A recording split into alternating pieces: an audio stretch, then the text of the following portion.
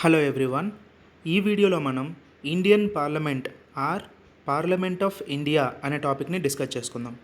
Agenda వచ్చేసరికి definition of parliament of India, the president of India and his roles, role of Rajya Sabha and role of Lok Sabha అనే టాపిక్స్ని ఈ వీడియోలో మనం డిస్కస్ చేసుకుందాం.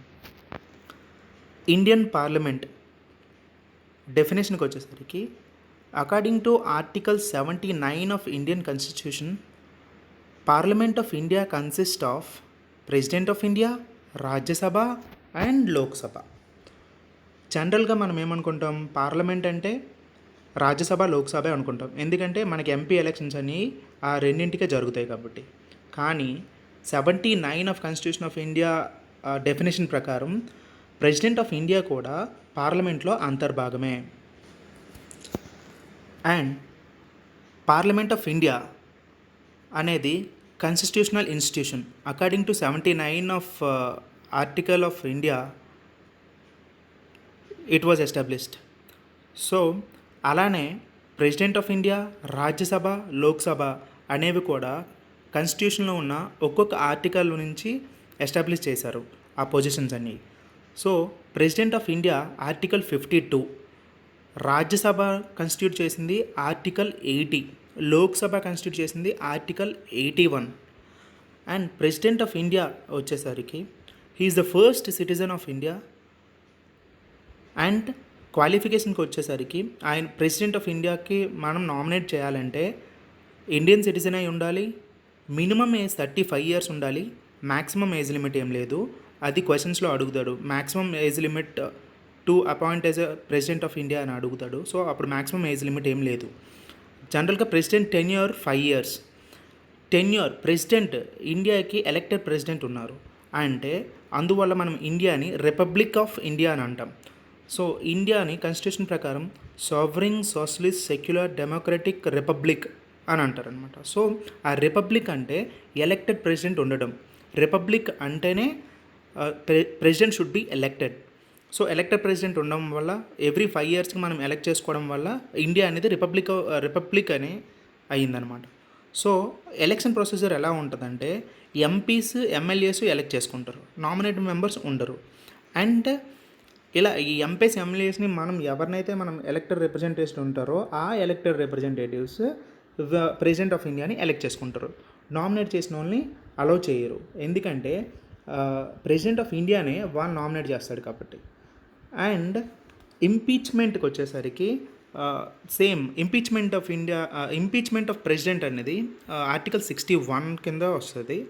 అది ప్రెసిడెంట్ని ఇంపీచ్ చేయాలంటే on the grounds of violation of constitution తప్ప వేరే ఏ రీజన్ వల్ల కూడా మనం ప్రెసిడెంట్ ఆఫ్ ఇండియాని ఇంపీచ్మెంట్ చేయలేము.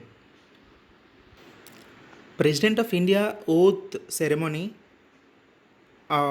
Take place in the presence of chief justice of India. Chief justice of India లేకపోతే senior most judge of supreme court చేస్తారు. అండ్ ప్రెసిడెంట్ ఆయన యొక్క రెసిగ్నేషన్ని వైస్ ప్రెసిడెంట్కి పెడతారు. ఏదైనా కారణం వల్ల ప్రెసిడెంట్ పొజిషన్ అనేది వేకెంట్ అయితే వైస్ ప్రెసిడెంట్ ప్రెసిడెంట్గా అవుతాడు. ఇన్ కేస్ వైస్ ప్రెసిడెంట్ కూడా లేకపోతే చీఫ్ జస్టిస్ ఆఫ్ ఇండియా అనేవాడు ప్రెసిడెంట్ అవుతాడు. ఇలాంటి కేసు ఒక్కసారి మన ఇండియాకి వచ్చింది. అప్పట్లో ఉన్న chief justice of India Hidayatullah అనే అతను ప్రెసిడెంట్ ఆఫ్ ఇండియా అయ్యారు ఫస్ట్ టైం. ప్రెసిడెంట్కి చాలా పవర్స్ ఉంటాయి. Appointment of PM, ministers, chief justice, judges of supreme court and high court, chairman and members of UPSC, CAG, attorney general, chief election commissioner and other members of election commission and governors, ఇలా చాలామందిని appoint చేసే powers ప్రెసిడెంట్కి ఉన్నాయి. అదేవిధంగా ఈయన 12 మెంబర్స్ని రాజ్యసభకు nominate చేస్తారు, 2 మెంబర్స్ని లోక్సభకు నామినేట్ చేస్తారు. ఈ 2 మెంబర్స్ లోక్సభకు నామినేట్ చేసిన వాళ్ళు ఆంగ్లో ఇండియన్స్ అయి ఉండాలి. అండ్ వాళ్ళ రిప్రజెంటేషన్ లేనప్పుడు 2 ఆంగ్లో ఇండియన్స్ని నామినేట్ చేస్తారు లోక్సభకి. రాజ్యసభకి 12 మెంబర్స్ని రాజ్యసభకి నామినేట్ చేస్తారు.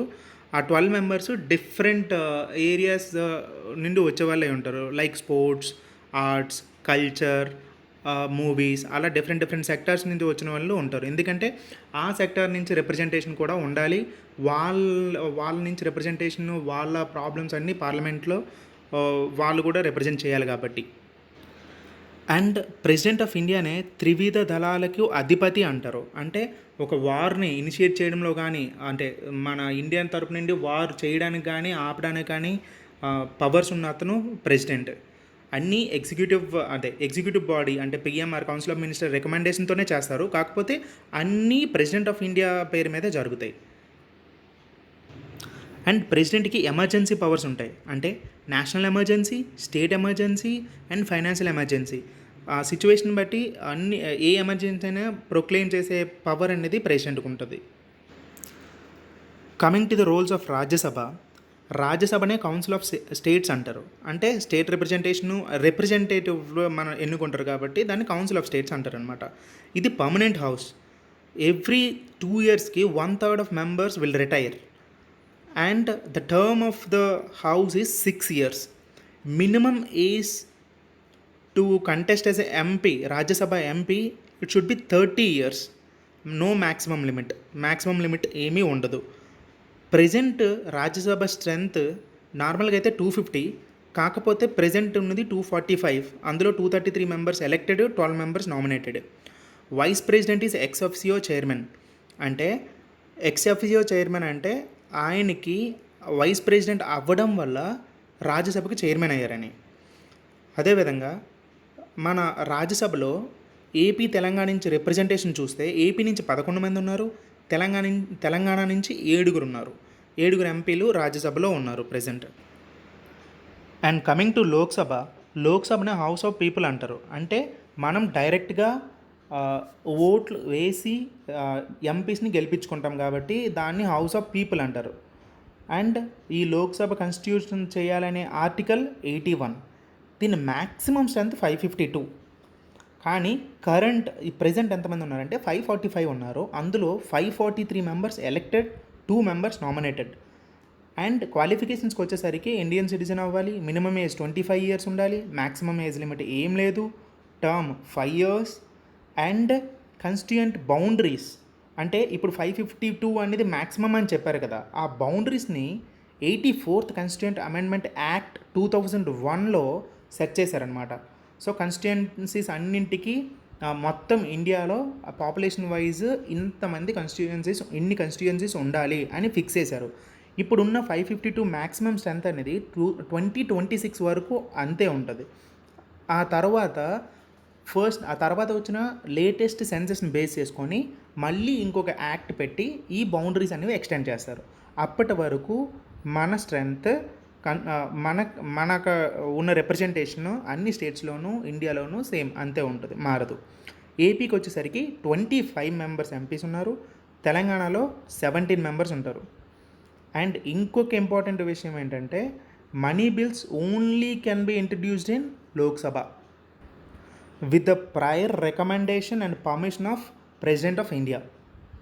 మనం మనీ బిల్స్ ఏమైనా పెట్టాలంటే ఫస్ట్ ప్రెసిడెంట్ ఆఫ్ ఇండియా దగ్గర పర్మిషన్ తీసుకొని మనీ బిల్స్ని లోక్సభలో ఇంట్రడ్యూస్ చేయాలి. రాజ్యసభలో మనీ బిల్స్ని ఇంట్రడ్యూస్ చెయ్యరు. అండ్ ఈ మనీ బిల్స్ కానీ ఏమైనా బిల్స్ లోక్సభలో పాస్ అయ్యి రాజ్యసభకి వెళ్ళి అందులో డిస్కషన్ జరగలేదు అనుకోండి, 14 daysలో వాటిని bill deem to be passed అని 14 daysలో ఆ బిల్ని పాస్ చేస్తారు. ఇంకొక విషయం, క్వారం అని ఒకటి ఉంటుంది. Quorum for either houses is 1/10 of the total number of members. అంటే టోటల్ హౌస్లో ఉన్న మెంబర్స్లో క్వారం అంటే ఏదైనా సెషన్ స్టార్ట్ అవ్వాలంటే మినిమం రిప్రజెంటేషన్ ఉండాలన్నమాట, దాన్నే క్వారం అంటాం. ఆర్టికల్ 100C ప్రకారం 1/10 ఆఫ్ టోటల్ నెంబర్ ఆఫ్ మెంబర్స్ని క్వారం అంటారు. Okay, and that's all about the parliament of India and the President, Rajya Sabha and Lok Sabha. Please leave your valuable feedback and suggestions. Thank you.